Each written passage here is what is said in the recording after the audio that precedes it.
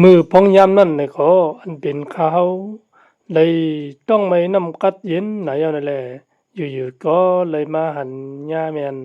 ร้านกาแฟอ่อนอันชื่อห้องว่ากอบผีกาแฟไม่ลงไม่รู้เขาก็เลยลงตุ้ยโปะอ่ำลงตุ้ยนึกว่าเขาอ่ำหุ้นนั่นเนาะก็ไม่เขาก็ย่างไปลงมากำลอยๆกำย่างนี่ค่ะเนาะพี่น้องเขาค่ะย่างลงมากำย่าง คำไหนเอาขามาหบยาใส่ที่หบยาใส่สังแต่ไปด้วยเจ้าเหมือนค่ะมาด้วยเจ้าเหมือนค่ะเนาะ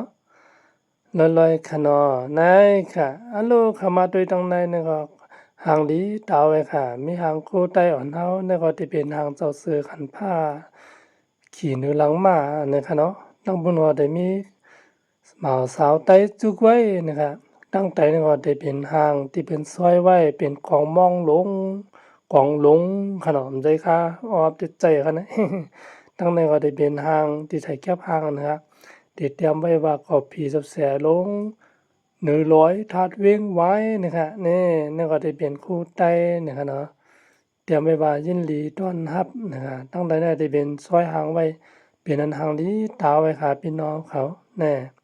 ด้วยขาตั้งหลายก็ที่ไถแคบหางดีหางงามค่ะเนาะที่ไถตั้งหลายก็ป้อมจอดไลนะคะเนาะที่ไถนำนะคะเพราะว่ามาเนี่ยก็ได้มีทั้งเมืองผางไม่อายนะคะเนาะตั้งเลยค่ะ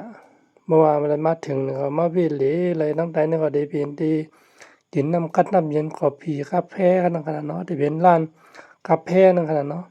นี่แต่มีหางเจ้าคู่หมอเขาเองนะคะเนาะมีนำนะคะจังกันยากกันแบบทางวิดีโอนะคะเนาะ เออจะเจอกันภาคค่ะ ไปขอบใจค่ะ